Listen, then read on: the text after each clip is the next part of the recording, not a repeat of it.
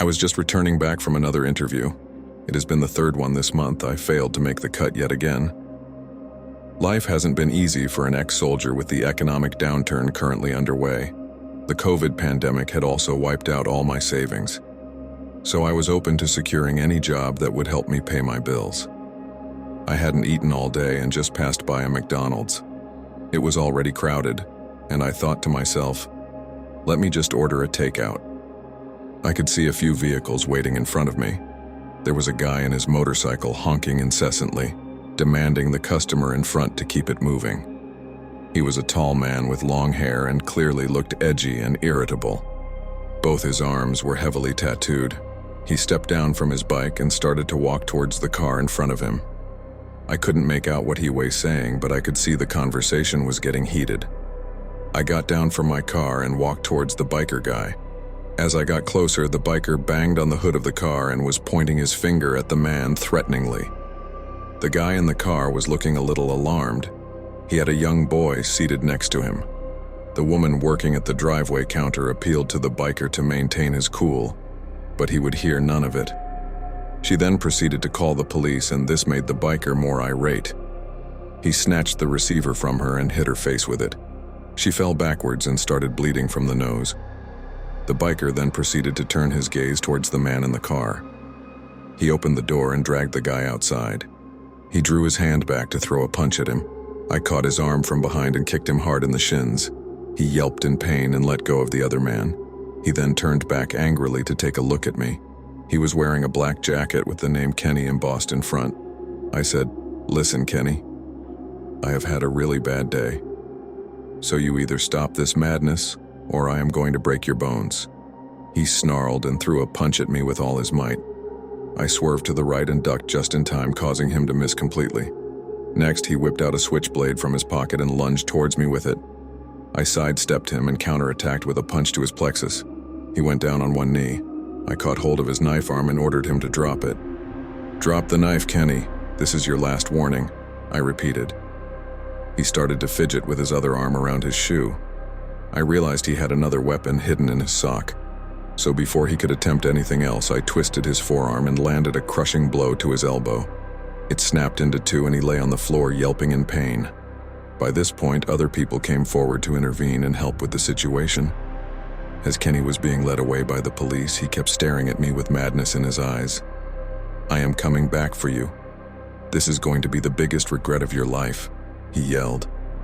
I didn't care and started going back to my car. Then the man who was threatened by Kenny came forward and shook my hand. "Hi, I am Rupert. That is my son Henry," he said. I waved my hand at the boy and he waved back. "I would like to thank you for what you did for me back there," he said. "You not only helped me maintain my dignity, but also helped me save face in front of my son," he continued. "This means a lot to me as a dad," he said. I nodded in acknowledgement, not sure what I was to add to the conversation. He then reluctantly asked, "Is there anything I can do to repay the favor? Please feel free to ask." "Anything. I would be most grateful." I thought for a moment. I could see the man was wealthy. "If it's not too much of an ask, I would appreciate a job if available. If you feel that is difficult, no problem." "Forget I asked." "No worries," I said. He smiled back at me warmly. He reached into his pocket and handed me a card. "Please come to my office tomorrow, we can talk." He signed off. From that moment on, I became the personal bodyguard and chaperone of his 8-year-old son, Henry. We immediately hit it off and became pals. I looked after all his son's traveling arrangements. We would also go to McDonald's every week for his favorite burger and fries. I later learnt that his father was a very wealthy man who made most of his money during the dot-com bubble. I also became friends with the female employee at the driveway counter who had earlier been attacked by that biker punk Kenny. Her name was Stella, and it didn't take very long for the two of us to start dating.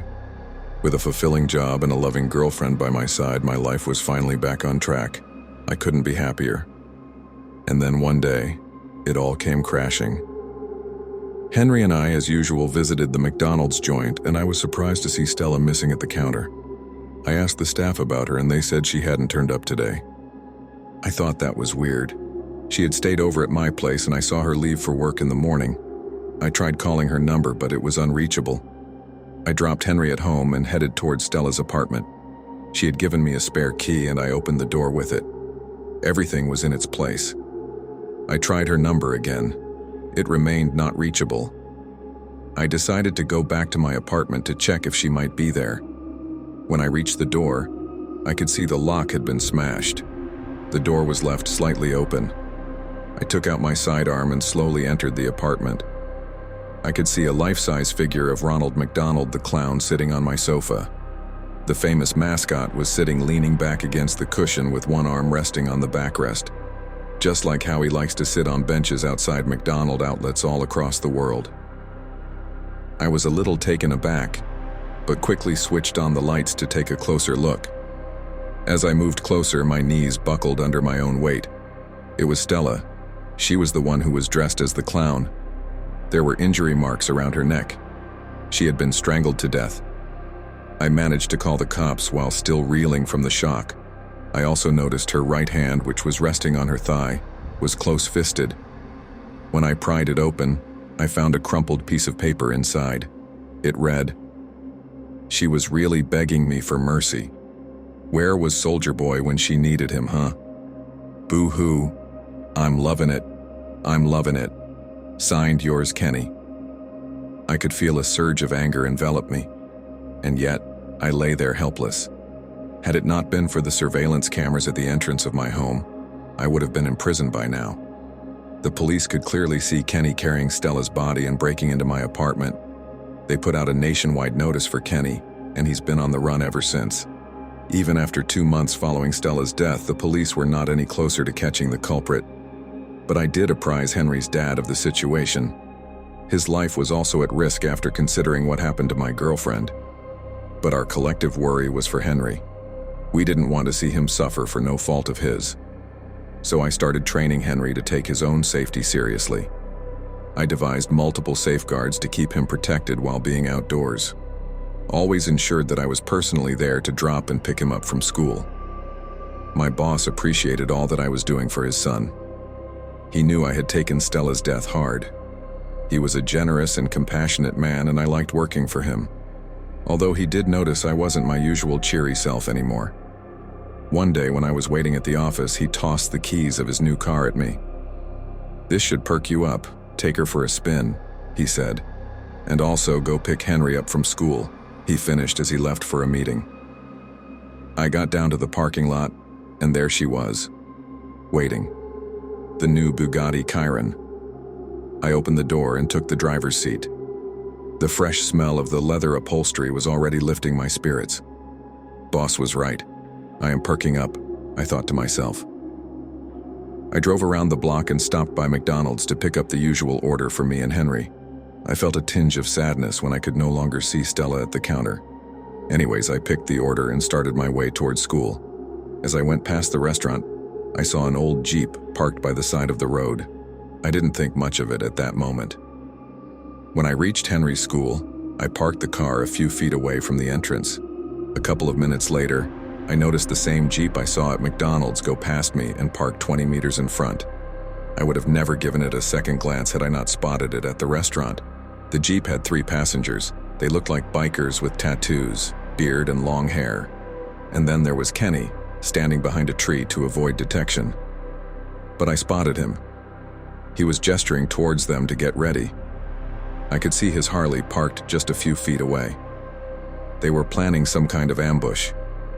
The school bell rang, and the children were already out on the streets. I could see Henry at a distance in the courtyard. He was slowly making his way towards the gate. I immediately called him on the phone and told him to go to the principal's office and stay there. I made it clear under no circumstances was he to venture out until I gave him the all clear. He understood. He was safe as long as he was within the school's premises. The next thing to do was move to another location. The children were already pouring onto the streets, and the last thing I wanted was to see a child getting hurt. I started the car and went past the Jeep before taking the next turn. I kept driving. A few moments later, the Jeep caught up with me and the driver violently swerved towards the left, causing me to go off course. My car came to halt. The guys quickly alighted from the Jeep and they were all armed to the teeth. Kenny came in his motorcycle and stopped his bike a few feet ahead of me. He took out his shotgun and had it aimed straight at my chest. The firing started before I even had the time to react. I instinctively ducked for cover with my eyes closed, but in my heart, I knew my time was up.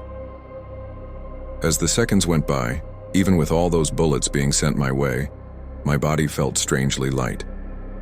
Am I in heaven already? I thought to myself. I slowly opened my eyes and tilted my head upwards to take a peek, and I realized I was sitting in an armored bulletproof car. The entire biker gang were mad with rage, doing everything possible to penetrate that thick armor plate. Kenny was barking orders at his gang to continue the onslaught. He then pointed his finger at me and yelled, "I am coming for you." I looked down at the seat next to mine and saw the takeout I had ordered. Just to piss him off even further, I took out my Big Mac and slowly took a big bite. I sat there in gastronomic bliss savoring my burger, while being under a continuous hail of bullets. The firing suddenly stopped. Kenny the Psycho was livid as hell to see me have a good time. I looked him in the eye while I took a sip of my favorite milkshake, and then continued to chomp on my burger. He looked a little crestfallen at how his plan was misfiring and then frantically gestured his troops to keep at it. The firing started again, but it didn't last long. They eventually all ran out of ammo and his buddies began to flee the scene as we could hear sirens at a distance. The attack had taken a toll on the car, but it managed to withstand all that damage, all that firing. A lifesaver. I looked at Kenny again. Only one thought was running through my head now. My turn. I switched on the ignition and rammed the car straight into Kenny. He hit the bonnet hard while the car continued to race forward. He was clinging onto dear life with his outstretched hands, desperately clutching at the sides of the car. Next in the demolition line was his prized Harley-Davidson. I hit it full steam and watched it smash to smithereens, with parts scattering all across the road. Then, I hit the brakes and Kenny was sent flying 10 feet forward. After impact, he slowly staggered to his feet, all bloody and bruised. His face was swollen like an apple. He was pleading towards me with folded hands to show him mercy. "This is for Stella, and she's loving it," I said out loud. I hit the accelerator again,